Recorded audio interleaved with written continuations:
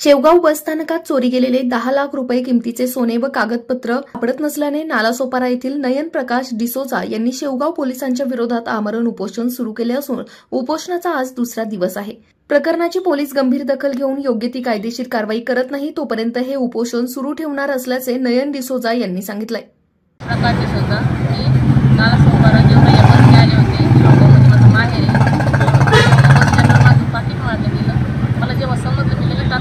Complaint केली पोलिसांना बोलले माझं पाकिट ठेवलं माझ्या गोष्टी जेवढे होते ना सोनं पैसे माझे डॉक्युमेंट सगळं त्यांना मी सांगितलं।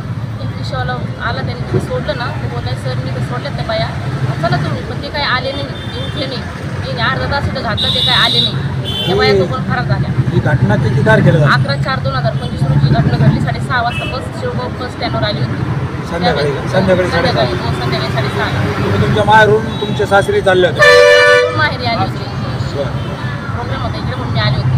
मग तुम्ही बसमधून खाली उतरताना आयवस गेला की तुमच्या लक्षात कधी आलं चोरी झाली? म्हणजे उतरले बसमधून खूप गर्दी होती एक बाईने मला पुढून पॅक असं दबलं होतं मागून एक होती ती माझ्या बाजूला बसली होती ती उठून मागे गेली तिला उतरायचं होतं ना ती मागे गेली ना माग कशाला गेली मग सरळ उतरायचं खाली डायरेक्ट ते पुढून पॅक केलं मग मी आली मग मी गर्दी सोडली पुरीला सोडलं मला सोडलं बाहेर काढलं त्या गर्दीमध्ये माझं पकडून केलं। तुम्ही शेवगाव पोलिसांना आरोपी लक्षात आणून दिले? लक्षात दिले आणून त्यांनी आणले त्याच्यावर त्यांनी काय कारवाई केली?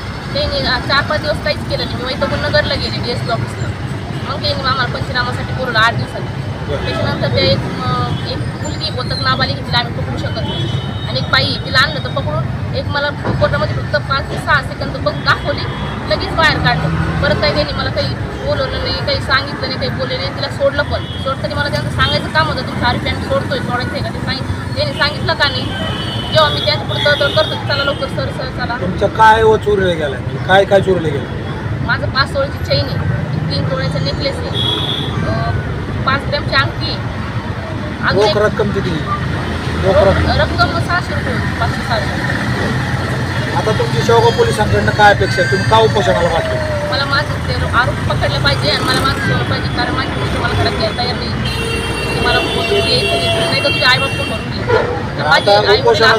उपोषणाचा कितवा दिवस आहे? आज दुसरा दिवस आहे। जनता आवाज न्यूज साठी प्रतिनिधी अयाज शेख।